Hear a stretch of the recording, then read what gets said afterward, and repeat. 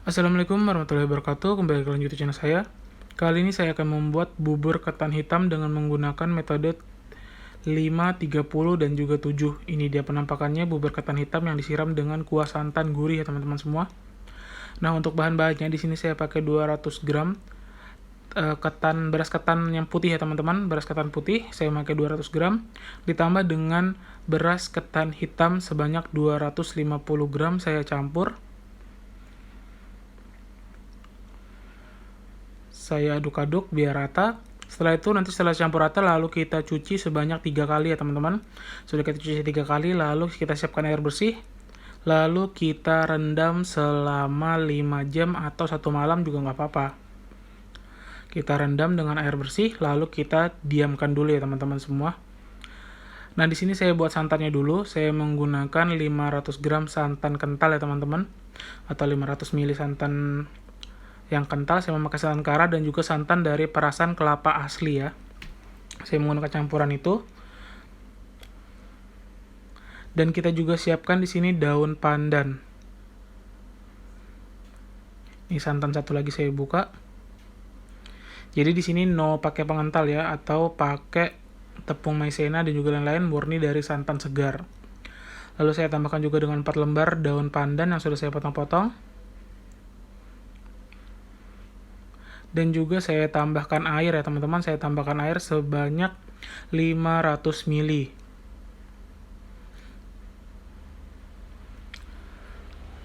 Saya tambahkan air. Dan tidak lupa juga saya tambahkan juga dengan garam ya teman-teman semua. Garam 1 sendok teh ya teman-teman semua. Tapi tergantung selera teman-teman, bisa juga dikurangin kalau nggak suka asin. Tapi pada saat nanti campurkan dengan buburnya, rasanya juga nikmat banget, gurih-gurih gitu ya. Nah, setelah campur rata seperti ini, lalu kita panaskan di atas kompor dan kita tunggu sampai dengan santannya itu mendidih ya teman-teman. Ingat, pada saat kita memasak santan harus terus diudek karena nanti akan pecah santannya. Ini gurih dari santan, asin dari garamnya, dan juga wangi dari pandannya ya teman-teman semua. Jadi kita harus buat santannya itu agak kental ya teman-teman, tapi saya nggak pakai pengental, jadi murni dari santan segar. Kita aduk rata.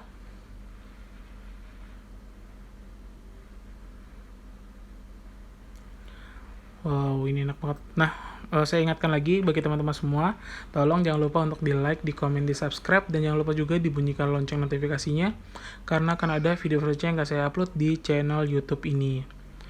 Ini saya aduk-aduk terus santan kentalnya.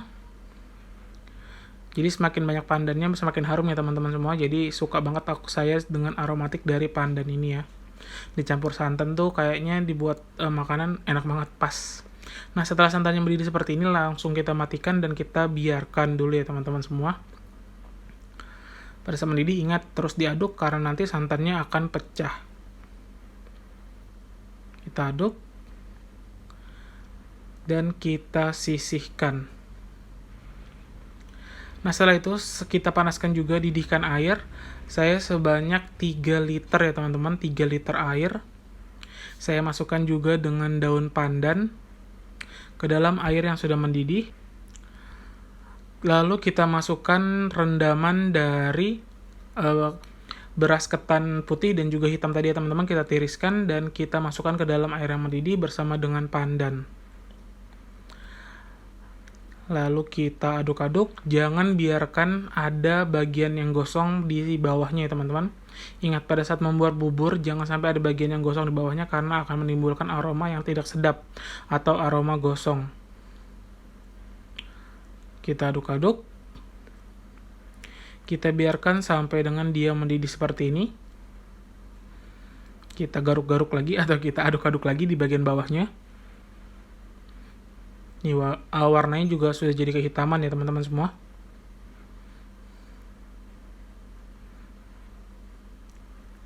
Kita aduk. Nah, setelah mendidih ini kita biarkan dulu selama 5 menit ya teman-teman semua. Kita diamkan dulu selama 5 menit dalam keadaan mendidih seperti ini. Nah, setelah dalam keadaan mendidih seperti ini, langsung kita matikan ya teman-teman. Kita matikan dan kita tutup rapat.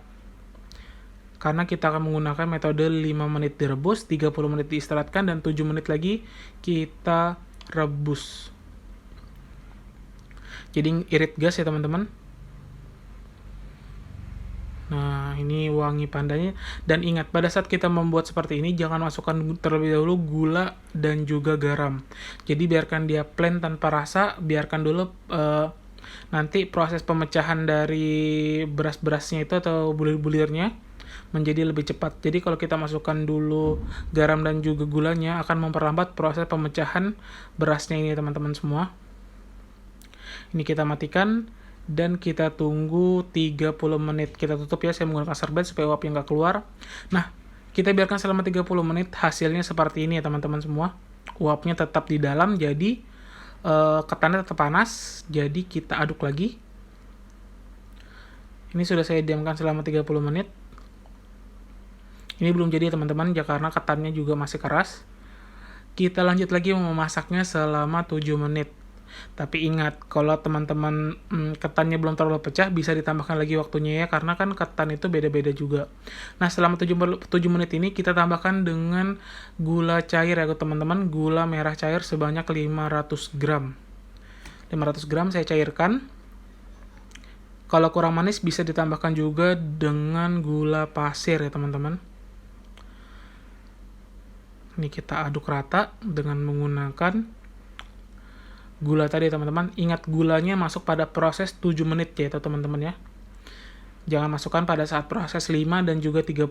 Jadi proses pemasukan gula kita tambahkan pada saat proses ke 7 menitnya. Kita aduk rata, jangan sampai di bagian bawahnya itu gosong. Dan kita juga tes rasa apakah rasanya sudah pas manisnya. Kalau kurang manis bisa ditambahkan dengan gula pasir ya teman-teman semua. Kalau saya murni dari gula merah atau gula aren teman-teman yang saya cairkan, saya ambil 500 ml ya teman-teman. Jadi tergantung kekentalan juga, kekentalan gulanya teman-teman. Semakin kental kan semakin manis ya teman-teman, jadi bisa disesuaikan dengan selera masing-masing.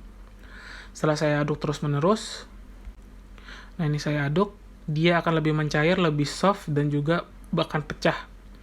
Dia lebih lembut. Nah, kita kalau misalnya kurang air bisa ditambahkan air, jadi kekentalannya seperti ini. Nanti pada saat dia matang atau pada saat dia sudah dingin, nanti dia akan mengeras sendiri ya teman-teman. Jadi jangan biarkan dia mengeras pada saat proses pemasakan seperti ini. Teksturnya seperti ini adalah tekstur yang pas ya teman-teman semua. Setelah mendidih, lalu kita matikan. Ini saya 7 menit lagi, 7 menit aja ya teman-teman.